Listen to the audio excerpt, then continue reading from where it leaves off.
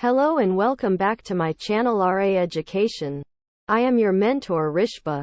Again I am here with very interesting topic. Do you know? What does it mean by cuvettes? So, let's get started.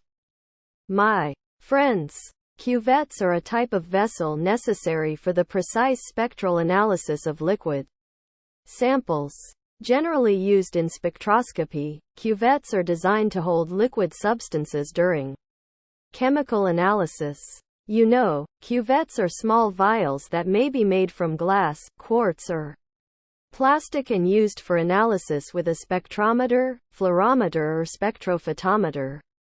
The high degree of clarity and square shape allow for light to pass through the sample and produce readings with the instrument. What do you think? How do you use a spectrophotometer cuvette?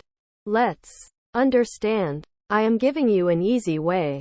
Just open the lid of the sample chamber, insert the cuvette in the way that the transparent sights are in the east-west direction, that's where the light is coming from. There are two cuvettes holders, labeled blank and sample, so place them accordingly. Close the lid and do the auto-zeroing.